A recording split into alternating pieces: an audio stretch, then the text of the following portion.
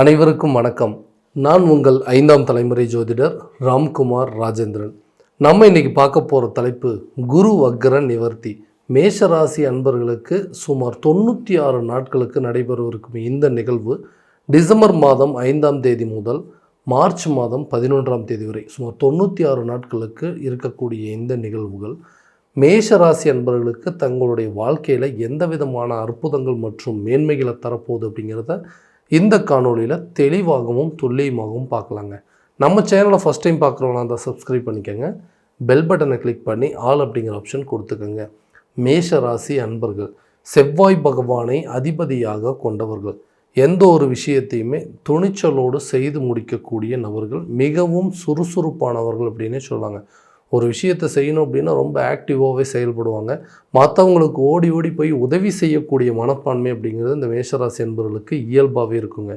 எல்லா கஷ்ட நஷ்டங்களையும் தனக்குள்ளேயே வச்சுக்குவாங்க. எந்த சூழ்நிலையும் தன்னுடைய கஷ்டங்களை மற்றவங்களுக்கு எடுத்து சொல்லக்கூட மாட்டாங்க. ஏன்னா எந்த சூழல்லையும் நம்மளுடைய பாதிப்புகள் அடுத்தவங்களையும் சேர்த்து பாதிச்சிடக்கூடாது அப்படிங்கிறது தன்னுடைய கஷ்டங்கள் எல்லாத்தையுமே மறைச்சி குடும்ப சூழலையும் சரி, அதாவது குடும்ப நபர்கள்கிட்டையும் சரி, பெற்றவங்ககிட்டையும் சரி, பெற்ற பிள்ளைங்ககிட்டையும் சரி, தன்னை சுற்றி இருக்கக்கூடிய நண்பர்கள் மத்தியிலையும் சரி, மனைவி மக்கள்கிட்டையும் சரி, பிள்ளைகள்கிட்டையும் எந்த ஒரு சூழலையும் தன்னுடைய கஷ்ட நஷ்டங்களை காட்டிக்காமல் வாழ்க்கையை வாழக்கூடிய நபர்கள். எதுவாக இருந்தாலும் தனக்குள்ளேயே இருக்கட்டும், தன்னோடையே போகட்டும் அப்படின்னு நினைக்கிறவங்க.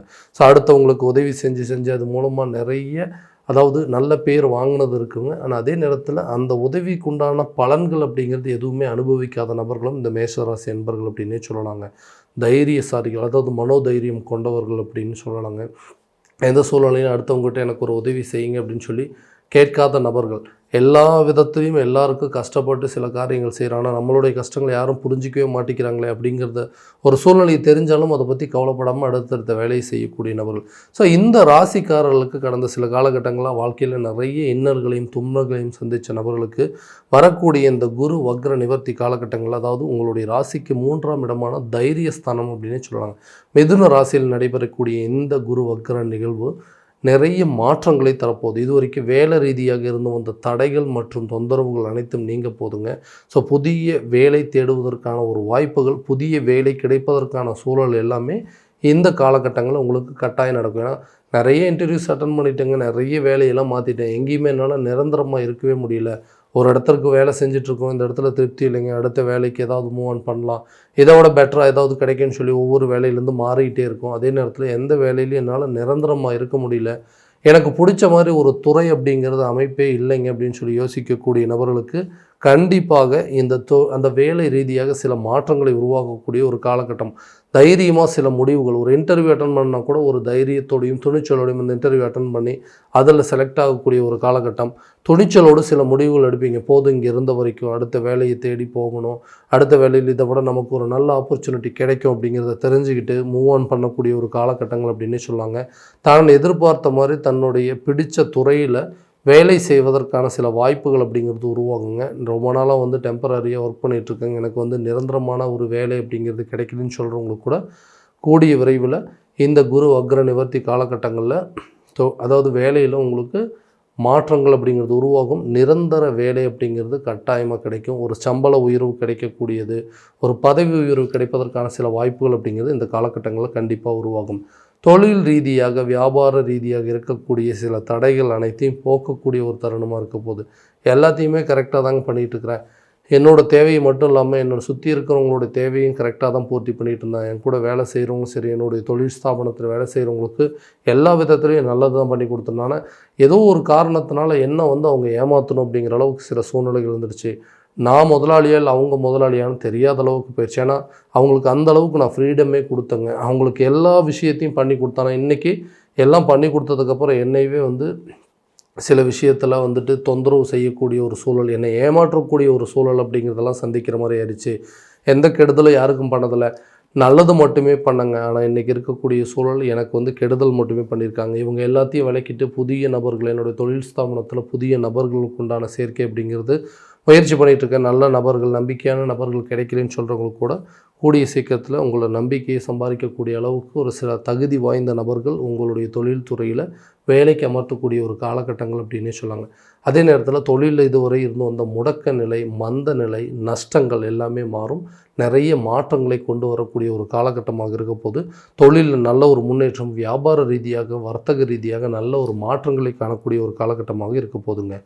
திருமணம் சார்ந்த யோகங்கள், திருமணம் அப்படிங்கிற ஒரு விஷயம் மட்டும் கரெக்டான நேரத்தில் நடக்கணுங்க. ஏன்னா அதுக்காக நிறைய விஷயத்தை நான் இழந்திருக்கிறேன் கரெக்டான ஸ்டேஜில். ஏன்னா எனக்கு விருப்பப்பட்ட ஒரு வாழ்க்கை அப்படிங்கிறது என்னால் அமைச்சிக்க முடியல.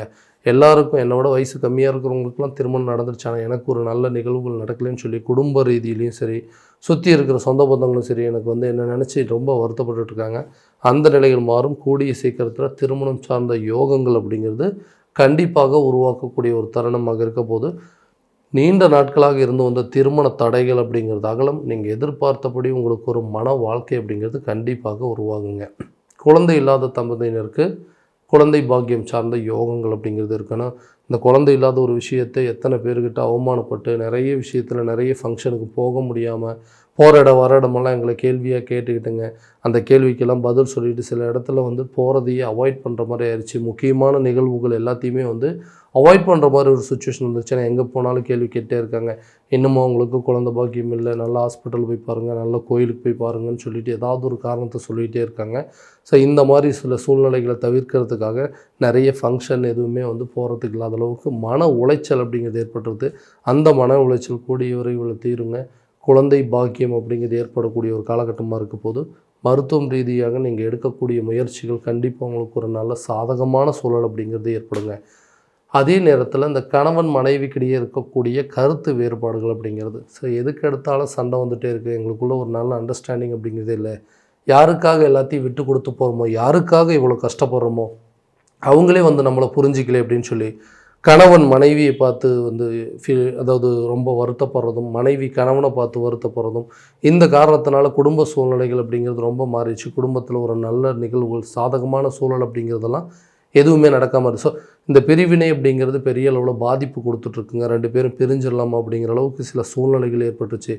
இது இல்லாமல் நிறைய பேர்த்துக்கு தான் விருப்பப்பட்ட ஒரு வாழ்க்கை சரியான விதத்தில் அமையல, தான் தேடி போகக்கூடிய ஒரு வாழ்க்கையாவது நல்லபடியாக இருக்குன்னு சொல்லி நினச்சி அதுவும் இன்றைக்கி நம்மளுடைய கையை மீறி போச்சு.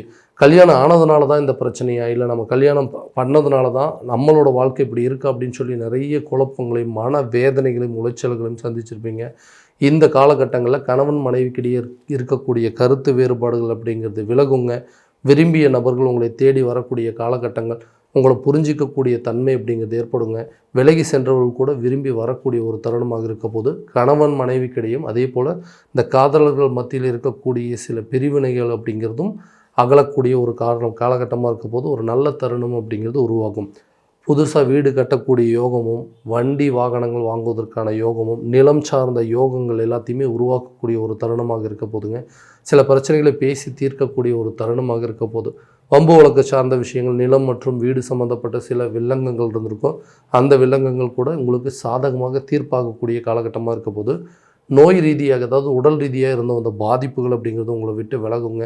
சில முயற்சிகள் எடுக்காமல் இருந்திருப்பீங்க. இதனால் வேறு ஏதாவது பிரச்சனை வந்துருமா, அந்த ஆப்ரேஷன் பண்ணுறதுனால நமக்கு உடலில் ஏதாவது தொந்தரவு வந்துருமா, இந்த ட்ரீட்மெண்ட் எடுத்தால் நமக்கு சைடு எஃபெக்ட் வந்துருமான்னு சொல்லிட்டு நிறைய விஷயங்களை நீங்களே தடுத்துருப்பீங்க. அந்த விஷயங்கள் அப்படிங்கிறது மாறும். ஆரோக்கிய ரீதியாக இருக்கக்கூடிய தடைகள் அப்படிங்கிறது கண்டிப்பாக அகலுங்க. உடல் ரீதியாக நல்ல முன்னேற்றம் இருக்கும். கல்வியில் நல்ல முன்னேற்றம் சார்ந்த சில விஷயங்கள், நீங்கள் விருப்பப்பட்ட துறையை தேர்வு செய்வதற்கான வாய்ப்புகள், அதை சார்ந்த சில படிப்புகள் அப்படிங்கிறது படிக்கக்கூடிய ஒரு தருணமாக இருக்க போது வெளியூர் மற்றும் வெளிநாடு பயணங்கள் கூட கல்வி ரீதியாக நீங்கள் எடுக்கக்கூடிய முயற்சிகள் இந்த நேரத்தில் நல்ல ஒரு பலன் அப்படிங்கிறது கொடுக்கும். கடனில் இருக்கக்கூடிய நபர்கள் கடனை அடைப்பதற்காக எடுக்கக்கூடிய முயற்சிகள் இந்த நேரத்தில் உங்களுக்கு ஒரு நல்ல வெற்றி பலன் அப்படிங்கிறது கண்டிப்பாக கொடுக்கும். நீண்ட நாட்களாக இருந்து வந்த கடன் சுமைகள் அப்படிங்கிறது குறையுங்க. ஸோ இதுவரை நம்ம பார்த்ததெல்லாம் கோச்சார ரீதியான பலன்கள் மட்டும்தான். இந்த பலன்கள் அனைத்து உங்களுக்கு நடக்குமானால் உங்களுடைய சுய ஜாதகத்தை முழுமையாக தெரிஞ்சுக்கிட்டு அதற்குண்டானபடி சில முயற்சிகள் எடுக்கும்போது இதை விட இன்னும் ஒரு நல்ல யோகம் கிடைப்பதற்கான வாய்ப்புகள் அப்படிங்கிறது கண்டிப்பாக இருக்குது. உங்களுடைய ஜாதகத்தை எங்கிட்ட பார்க்கணும் விருப்பப்பட்டீங்கன்னா கீழே தெரிகிற நம்பருக்கு காண்டாக்ட் பண்ணி அப்பாயின்மெண்ட் ஃபிக்ஸ் பண்ணிக்கோங்க. அப்படி இல்லையா உங்களோட ஜாதகத்தை வாட்ஸ்அப் மூலமாக அனுப்பிச்சி வச்சிங்க அப்படின்னா தெளிவான முறையில் கணிச்சு துல்லியமான பலன்கள் அப்படிங்கிறது உங்களுக்கு தெரியப்படுத்தப்படுங்க. மீண்டும் அடுத்த காணொளியில் உங்களை சந்திக்கும் வரை உங்களிடமிருந்து விடைபெறுவது உங்கள் ராம்குமார் ராஜேந்திரன். நன்றி.